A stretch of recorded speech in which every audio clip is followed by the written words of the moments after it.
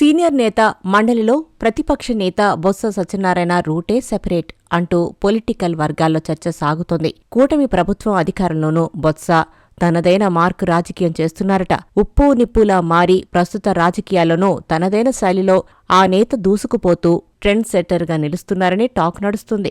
వైసీపీలో బొత్స మార్కు రాజకీయం చూసిన వారంతా ఇది కదా సీనియారిటీ అంటూ ఆశ్చర్యం వ్యక్తం చేస్తున్నారు. అధికారంలో ఉన్నా ప్రతిపక్షంలో ఉన్నా ఆయన స్టైలే వేరంటూ చర్చించుకుంటున్నారు.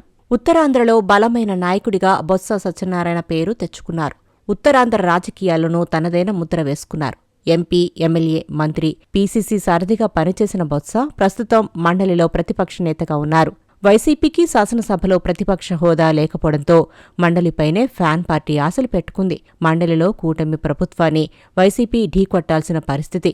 కూటమి సభ్యుల ఎత్తుకు పై ఎత్తులు వేస్తేనే కాని అక్కడ మాట్లాడలేని పరిస్థితిలో బొత్స సమర్థంగా పనిచేస్తున్నారనే వాదనలు వినిపిస్తున్నాయి.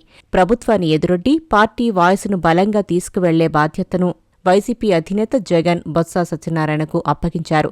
ఆయన సామర్థ్యాన్ని గుర్తించే మండలిలో ప్రతిపక్ష నేతగా ఉన్న లేళ్ల అప్పిరెడ్డిని తప్పించి బొత్సకు ప్రతిపక్ష నేత హోదా అప్పగించారట. అనూహ్యంగా ప్రతిపక్ష నేత హోదా దక్కించుకున్న బొత్స ఇప్పుడు తనదైన మార్కు పాలిటిక్స్తో అందర్నీ ఆశ్చర్యానికి గురిచేస్తున్నారని వాదనలు తెరపైకి వస్తున్నాయి.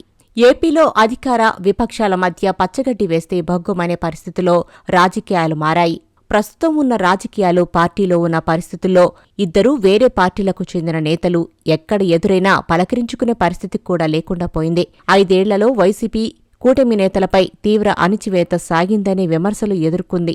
ఈ పరిస్థితుల్లో అధికార, ప్రతిపక్షాలు రాజకీయ ప్రత్యర్థులమన్న సంగతి మరిచిపోయి వ్యక్తిగత శత్రువులుగా మారిపోయారనే టాక్ నడుస్తోంది.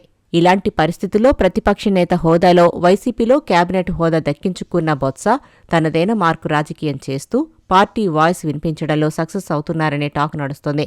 అవకాశం ఉన్న మండలిలో ప్రజా సమస్యలపై అర్థవంతమైన చర్చలు జరిగేలా బొత్స చూస్తున్నారని సొంత పార్టీలోనే చర్చ సాగుతోందట. తాజాగా బొత్స సత్యనారాయణ ప్రభుత్వ పెద్దలతో సామరస్యంగా మెలగడం చర్చనీయాంశంగా మారిందట. ఇటీవల మంత్రులను బొత్స కలిసిన విధానం రాజకీయంగా హాట్ టాపిక్గా మారింది. విజయనగరం జిల్లాకు చెందిన మంత్రి బొత్సను కలిసి ఆశీస్సులు తీసుకున్నారనే చర్చ నడిచింది. దానిపై సదరు మంత్రితో పాటు బొత్స కూడా వివరణ ఇచ్చుకోవాల్సిన పరిస్థితి. మండలి సమావేశాల సందర్భంలోనే డిప్యూటీ సీఎం పవన్ కళ్యాణ్ను పలకరించిన విధానం కూడా రాజకీయంగా హాట్ టాపిక్ అయింది. రిపబ్లిక్ డే సందర్భంగా గవర్నర్ బంగ్లాలో ఎట్ హోం కార్యక్రమానికి వెళ్లి మంత్రి లోకేష్తో బొత్స సత్యనారాయణ ముచ్చటించడం రాజకీయ వర్గాల్లో ఆశ్చర్యం కలిగించిందట. వైసీపీలో సామరస్యంతో పనిచేయడంతో పాటు సందర్భానుగుణంగా నడుచుకోవడం బొత్సకు మాత్రమే చెల్లిందనే కామెంట్లు వినిపిస్తున్నాయి. కూటమి నేతలపై పరుషంగా మాట్లాడితే జగన్కు నచ్చుతుందనే భావనలో చాలా మంది నేతలు ఉన్నారు. దీంతో ఇష్టానుసారంగా మాట్లాడి గత ఎన్నికల్లో ఓటమికి వారు కూడా కారణంగా మారారనే టాక్ సొంత పార్టీలోనే ఉంది. ఇలాంటి నేతలు గత ఎన్నికల్లో ఘోరంగా పరాభవం పాలయ్యారు. ఎన్నికల్లో ఓటమి నుంచి కోలుకుని ఇప్పుడిప్పుడే రోడ్డుపైకి వస్తున్న వైసీపీ కార్యకర్తలకు సీనియర్ నేత బొత్స మార్క్ రాజకీయం ఆకర్షిస్తుందనే టాక్ వినిపిస్తోంది.